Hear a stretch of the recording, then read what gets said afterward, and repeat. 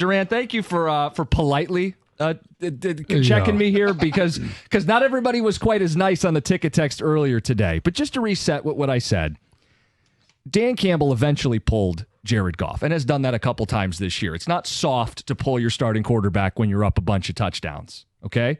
My question was, why when they were up 36 points was that not enough?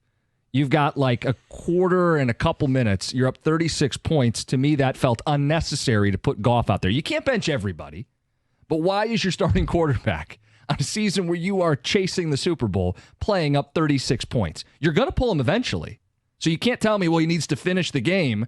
Why is he in at that point? That was the question. Was that part of the overreact, Jim?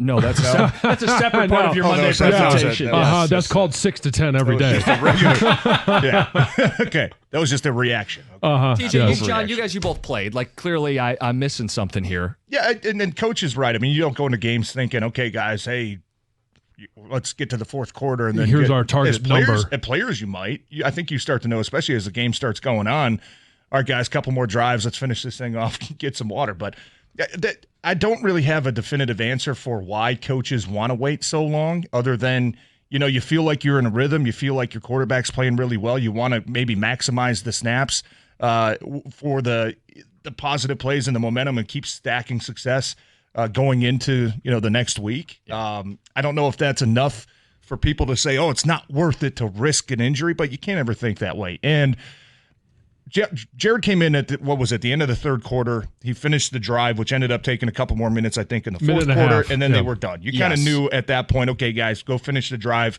Let's end on a high note and get the hell out of here. But you can't think in the back of your mind that, we gotta save him because he's going to get hurt. You can't think that way. And, they do at some point. They do think that because that's why they pull him, right? Why else would you pull him? Like, at some point, the coach does consider that he could get injured by playing in a meaningless fourth quarter.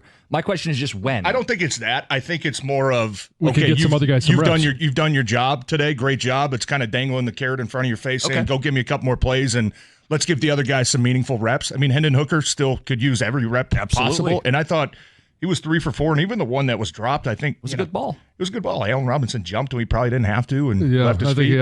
Maybe some alligator arms. I think he just jumped when he didn't have to, and he left his feet, and you took a big shot. But I think that's more of what goes into it. And look, a lot of these guys, too, with contracts these days, playing time incentives, right? Statistical incentives. Penei Sewell is a guy that we look at, and we're like, man, 58 these guys think about their snap streaks that they have going on. Hey, man, I've never missed a snap, right? I'm not going to break that now. Coach, you're not taking me out of the game. So you think about a lot of those things as well. Well, and John, you brought up the debate here is you can't pull your entire offensive line. So who are you going to rest? And you said, correctly, Frank's dealing with a pec. Hey, let's get Frank out of the game.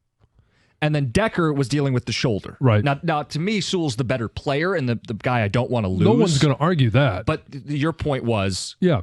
Zeitler is older as well. Now, Graham was still in there, but he's also been a guy that has a track record of being reliable. And I think you bring up a great point.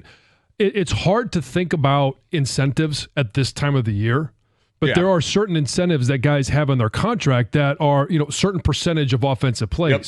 And if you get to the end of the year, would you rather be pulled in a game like this where things are going really well versus sit against Minnesota for 3 quarters? Yeah. Now all of a sudden you're in a position where, hey, I'm coach, I'm literally only like 0.5% away from making my snap streak, but the playoffs are on the line. The bye week is there, and coaches are more apt to remove you earlier in that game than they are in this one. And statistically too. I mean, if Amon-Ra's got a bonus, for touchdowns or yards, if Jared Goff says, "Hey, coach, all right, get me out of the game."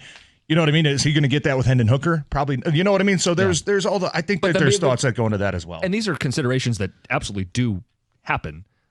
The biggest consideration is a healthy roster who has to play 13 straight games. When can I give guys a breather? I got to get to the finish line. The Super Bowl's the biggest incentive, more than your personal incentive. But players don't want to come out though. Yeah, you know what I mean. Players don't want to come out, especially when you're playing a game like that and you're rolling and you got a chance to. Everything is working. You don't want to come out of that game. You just don't. Okay. Ticket Texter says we're dancing around the real answer. Goff is an MVP candidate.